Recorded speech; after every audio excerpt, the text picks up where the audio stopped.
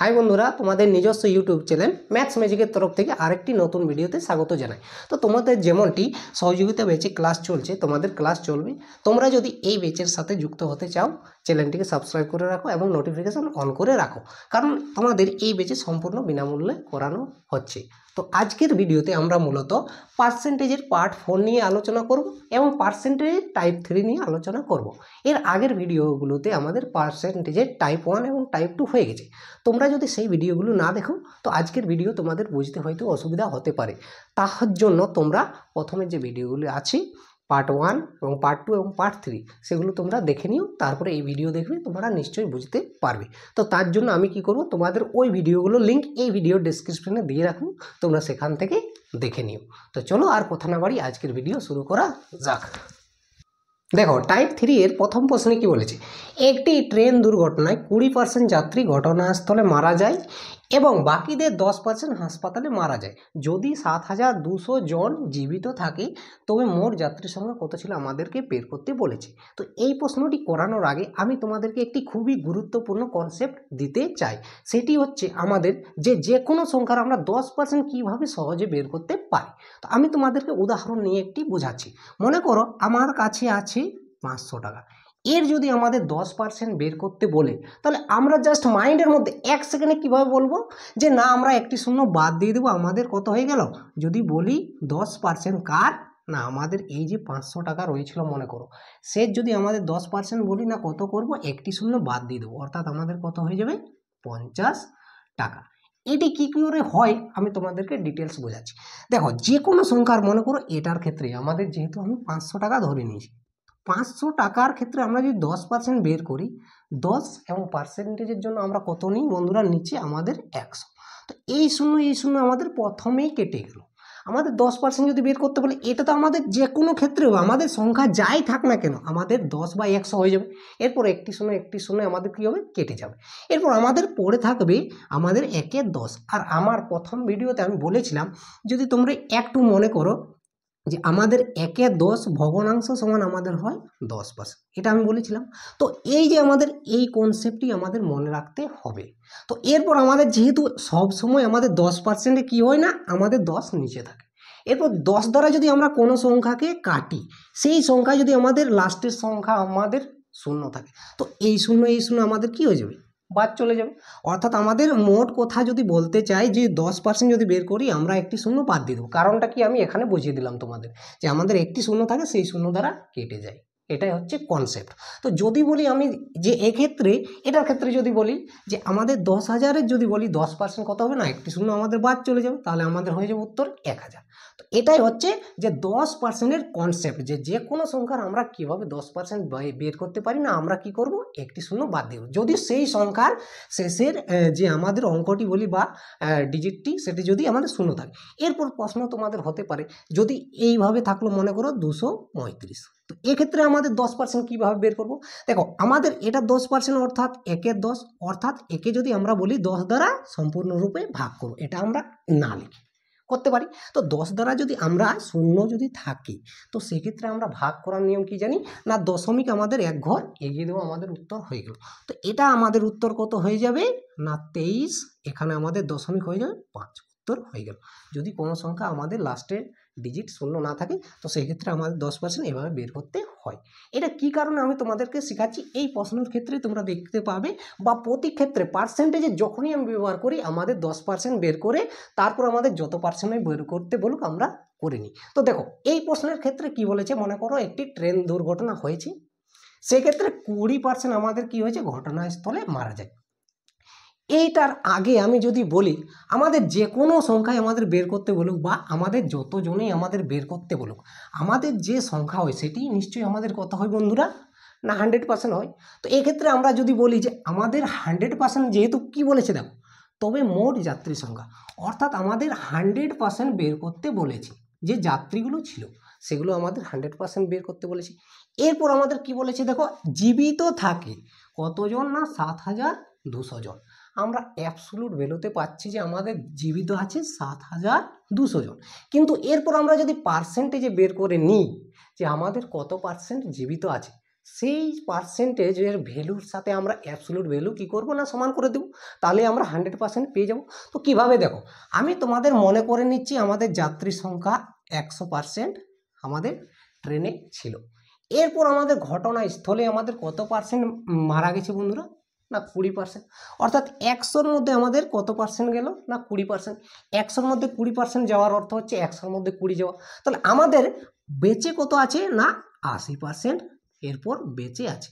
এটা আমাদের কখন হয়, যখন আমাদের 20% আমরা কি করে নিচ্ছি, এক্ষেত্রে আমরা বিয়োগ করে নিচ্ছি। এরপর আমাদের বাকি কত আছে বন্ধুরা, না 80% আমাদের বেঁচে আছে, জীবিত আছে। এরপর দেখো কি বলেছে, যে বাকি আমাদের কত রয়েছে, 80% রয়েছে। এই 80%-এর আবার বলছে 10% কি হয়েছে, মারা গেছে। এটা দেখো ভালো করে বুঝবে, যে এই যে আমাদের 100 থেকে 10% মারা যায়নি, কিন্তু বলেছে বাকিদের, অর্থাৎ আমাদের যে 80% রয়েছে তার আবার কি হয়েছে, না 10% মারা গেছে। তো এরপর আমাদের 80-র যদি 10% বের করি, এই জন্য আমি বলতেছিলি যে তোমাদের 10% বের করো। এরপর তোমরা সহজেই বলতে পারবে যে 80-র আমাদের 10% কত হবে, একটি শূন্য বাদ দিয়ে দিলাম, তাহলে এটা 10% হয়ে যাবে আমাদের 8। এরপর যেহেতু আমাদের 80 বাকি যে ছিল তার থেকে আমাদের কি হবে, 8 বিয়োগ হয়ে যাবে, কখন না 10% যেহেতু আমাদের হাসপাতালে মারা গিয়েছিল। তো এক্ষেত্রে আমরা যদি 10% বিয়োগ করি, তো সেই ক্ষেত্রে আমরা কি পাবো, না 72% পেয়ে যাব। কারণ কি, আমরা 80 থেকে যে বাকি ছিল সেক্ষেত্রে আবার আমরা 10% কি করে নিচ্ছি, বিয়োগ করে নিচ্ছি। যেহেতু আমাদের হাসপাতালে মারা গিয়েছিল, আমরা দেখলাম যে 80-র 10% কত হচ্ছে, না 8 হচ্ছে। তাহলে 80 থেকে 8 যদি আমরা বাদ দিয়ে দিই, তাহলে আমাদের 72% থাকছে। তাহলে এটা আমাদের মোট জীবিতর যদি বলি পার্সেন্টেজে, তাহলে আমাদের কতজন জীবিত আছে যদি বলি পার্সেন্টেজে, 72%। কিন্তু আমাদের অ্যাবসলিউট ভ্যালুতে কত বলা আছে, না 7200 জন। তো এরপর তোমরা কম্পেয়ার করে দেখো বন্ধু, এটা আমাদের পার্সেন্টেজ ভ্যালু, এর সাথে আমরা নিশ্চয়ই সমান করতে পারি। যদি বলি যে আমাদের 72% সমান কত হয়ে যাবে, এটা আমাদের পার্সেন্টেজ ভ্যালু, এটা আমাদের অ্যাবসলিউট ভ্যালু। এখনই আমি তোমাদের কি বললাম, না আমাদের 100% বের করতে বলেছে, যেহেতু মোট বলেছে, মোট যাত্রীর সংখ্যা কত, তাহলে নিশ্চয়ই আমাদের 100% বের করতে বলেছে। তাহলে যদি আমাদের 72%, 72-এর পরে দুটি শূন্য হয়, অর্থাৎ 7200 হয়, তাহলে এক্ষেত্রে যদি আমরা 100% বের করি আমাদের কত হবে, দেখো এক্ষেত্রে আমাদের কত হয়েছে, 72-এর পরে দুটি শূন্য যোগ হয়েছে, তাহলে নিশ্চয়ই আমাদের 100 থাকবে, তারপর আমাদের কত হয়ে যাবে, দুটি শূন্য অ্যাড হয়ে যাবে। তাহলে আমাদের উত্তর কত হচ্ছে, এক্ষেত্রে 10% হচ্ছে, সরি 100% আমাদের কত হচ্ছে, 10,000 হচ্ছে। তাহলে দেখো কোন অপশনের মধ্যে রয়েছে, না আমাদের বি অপশনের মধ্যে রয়েছে। এটা আমি তোমাদেরকে আরও অন্যভাবে করেছিলাম আমার আগের ভিডিওগুলোতে, তোমরা সেখান থেকে দেখে নিও কীভাবে। দেখো আমি তোমাদেরকে সেই পদ্ধতির নাম বলেছিলাম, রেশিও পদ্ধতি। সেক্ষেত্রে আমরা কি করতে পারি, দেখো আমাদের 72% কত হচ্ছে, না 7200 যদি বলি, বা 7200, তো আমাদের 100% কত হবে, এইরূপে আমরাও লিখতে পারি। তাহলে যেহেতু আমাদের 72-এর পরে এক্ষেত্রে উপরে আমাদের কটি শূন্য হচ্ছে, দুটি, তো সেক্ষেত্রেও আমাদের 100 থাকবে, তারপর দুটি শূন্য হয়ে যাবে, তাহলে আমাদের হয়ে যাচ্ছে 10,000। তাহলে আমাদের কোন অপশানে রয়েছে, দেখো বি অপশানে রয়েছে, আমাদের উত্তর হয়ে গেছে। তো তোমাদের যদি পরীক্ষায় এই টাইপের প্রশ্ন আসে, তোমাদেরকে প্রথম যে মনে করো জনসংখ্যা থাকবে সেটি তোমাদের 100% ধরে নিতে হবে। তারপর তার থেকে আমরা বিয়োগ করে যাব, যে যেহেতু আমাদের ঘটনাস্থলে 20% এবং তারপর হাসপাতালে 10%, সেগুলো বিয়োগ করে আমরা দেখবো যে আমাদের আসলে পার্সেন্টেজে কত পার্সেন্ট জীবিত আছে, আর সেই পার্সেন্টেজের ভ্যালুর সাথে আমরা অ্যাবসলিউট ভ্যালু সমান করে দেবো, তারপর 100% বের করে দেবো, আমাদের উত্তর হয়ে যাবে। এটা তোমাদেরকে জাস্ট আমি বোঝানোর জন্য বললাম, তোমাদের এতটা কখনোই করার প্রয়োজন হবে না। দেখো তোমরা সহজে কীভাবে পরীক্ষায় করবে, এরপর আমি তোমাদেরকে রিপিট করে বোঝাচ্ছি। যেহেতু আমাদের 100% ধরে নেব, এরপর আমরা যেহেতু 20% কী করে নিচ্ছি ঘটনাস্থলে, অর্থাৎ আমাদের 80% বেঁচে রয়েছে। এরপর আবার 80-র 10% যদি করি, তাহলে আমাদের এক্ষেত্রে পাচ্ছি বন্ধুরা 72%। জাস্ট এটাও তোমাদের মাইন্ডের মধ্যে করতে পারবে, জাস্ট একটু প্র্যাকটিস করে নিলে। তাহলে 72% এমনিতে হচ্ছে, তাহলে আমাদের অ্যাবসলিউট ভ্যালুতে হচ্ছে 7200, তাহলে 100% কত হয়ে যাবে, 10,000। জাস্ট এইটুকু করার ছিল আমাদের এই প্রশ্নের মধ্যে। আশা করি প্রশ্নটি তোমরা বুঝতে পেরেছো। চলো পরের প্রশ্নে চলে যাই। দেখো 2 নম্বর প্রশ্নটি 1 নম্বর প্রশ্নের মতো রয়েছে, তাই তোমরা ভিডিওটি পজ করো এবং নিজেরা চেষ্টা করো, তারপর আমি তোমাদেরকে কিভাবে করাচ্ছি তোমরা দেখে নিও। তো দেখো কি বলেছে প্রশ্নের মধ্যে, একটি বাক্স থেকে 40% টাকা তুলে নেওয়ার পর অবশিষ্টে 40% পুনরায় বাক্সটিতে রাখা হলো। এতে 144 টাকা বাইরে থাকলে প্রথমে বাক্সে কত টাকা ছিল আমাদেরকে বের করতে বলেছে। তো দেখো আমি তোমাদেরকে বারবার বলছি, আমাদের প্রথমে পার্সেন্টেজ ভ্যালু বের করে নিতে হবে, তার সাথে সাথে আমরা কি করব, অ্যাবসলিউট ভ্যালু সমান করব। কিন্তু কার করব আমাদেরকে প্রথমে প্রশ্নের মধ্যে লক্ষ্য করে নিতে হবে। তো দেখো আমাদের অ্যাবসলিউট যে ভ্যালু মনে করো 144 টাকা আছে, সেটা আমাদের কি দেওয়া আছে না, বাইরে থাকলে, অর্থাৎ আমাদের বাইরে দেওয়া রয়েছে 144 টাকা। তাহলে নিশ্চয়ই আমাদের সেটি আমাদের পার্সেন্টেজে যে আমাদের বাইরে কত পার্সেন্ট হয়েছে বের করতে হবে। তাহলে দেখো আমি আগের প্রশ্নের মতো একইভাবে আমাদের মোট টাকা যে রয়েছে সেটিকে আমি প্রথমে 100% ধরে নিচ্ছি। এরপর আমাদের কি বলেছে দেখো, যে 40% টাকা তুলে নেওয়ার পর, অর্থাৎ সে 40% টাকা তুলেছে। তাহলে আমি যদি এক্ষেত্রে বলি যে আমাদের 40% যদি সে টাকা কি করেছে না তুলে নিয়েছে, তুলেছে, এরপর যদি 100-র মধ্যে সে 40% তুলেছে, তাহলে নিশ্চয়ই আমাদের বেঁচে কত থাকবে, অবশিষ্ট কত থাকবে না 60%। তাহলে এক্ষেত্রে আমাদের পড়ে থাকবে 60%। এটা আমাদের অবশিষ্ট, এটা আমাদের কিসে বের করছি বন্ধুরা, না পার্সেন্টেজে বের করছি। তাহলে আমাদের 60% অবশিষ্ট রয়েছে। এরপর দেখো কি বলেছে, যে অবশিষ্টের 40% পুনরায় বাক্সটিতে রাখা হলো। অবশিষ্ট আমাদের কোনটি বন্ধুরা, এটা।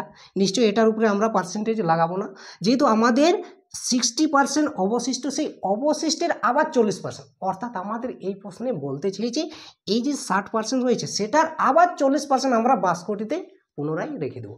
তো এরপর আমাদের 60-এর আমাদের কত পার্সেন্ট বের করতে হবে না 40%।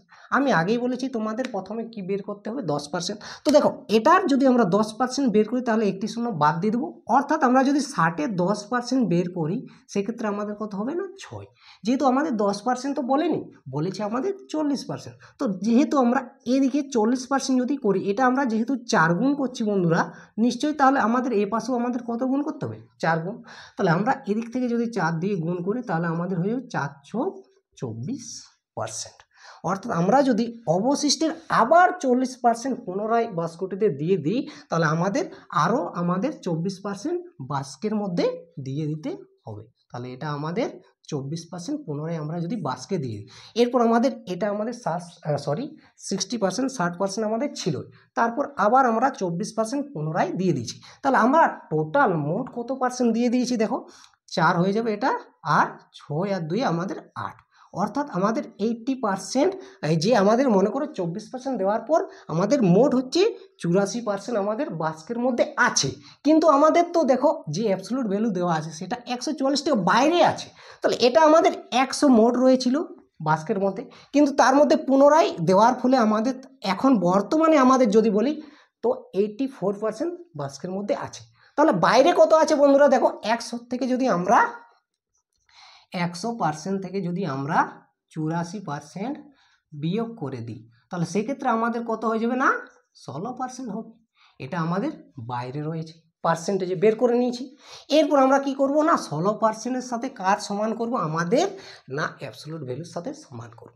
তো দেখো এরপর আমি তোমাদেরকে রেশিও প্রসেস অর্থাৎ রেশিও পদ্ধতি প্রয়োগ করে দেখাচ্ছি। কি বলেছে না 16% হবে 144-এর সাথে সমান, তাহলে আমাদের 100% কত হবে বের করতে বলেছে, এটাই তো।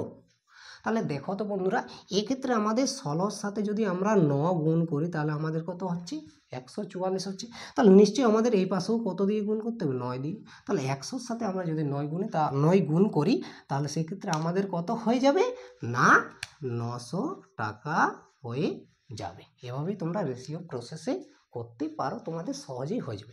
তোমরা যদি বলো না আমি বেশি করতে চাই তাহলে সেভাবেও করতে পারো। দেখো কীভাবে, যেহেতু আমাদের 14 বলবো না, এটা আমাদের 16% কার সাথে সমান হচ্ছে না যদি বলি 144-এর সাথে সমান হচ্ছে। তাহলে আমাদের 1% যদি বের করি তাহলে কত হয়ে যাবে বন্ধুরা 144/16 দ্বারা যদি ভাগ করি তাহলে 9। তাহলে 1% যদি 9 হয় তাহলে নিশ্চয়ই আমাদের 100% কত হয়ে যাবে 900 হয়ে যাবে। এদিকে আমরা 1%-এর পরে যদি 9 হয় তাহলে 100%, যেহেতু এদিকে আমরা দুটো শূন্য অ্যাড করে দিয়েছি তাহলে এদিকেও আমরা দুটো শূন্য কী করে দেবো, অ্যাড করে দেবো। তাহলে জাস্ট এইটুকু করলেই তোমাদের উত্তর হয়ে যাবে। তো আমাদের ফাইনালি উত্তর কত হচ্ছে না 900 টাকা।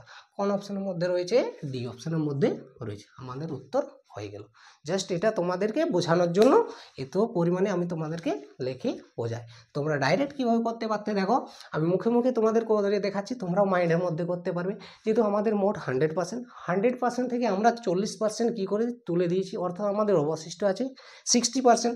60%-এর পর কী করেছে যে আবার 40% পুনরায় দিয়েছে। তাহলে 4 চোখ আমাদের কত হচ্ছে 24। তাহলে আমাদের 60% ছিল, তারপর আবার 24% দিয়েছি, তাহলে 84% দিয়েছি।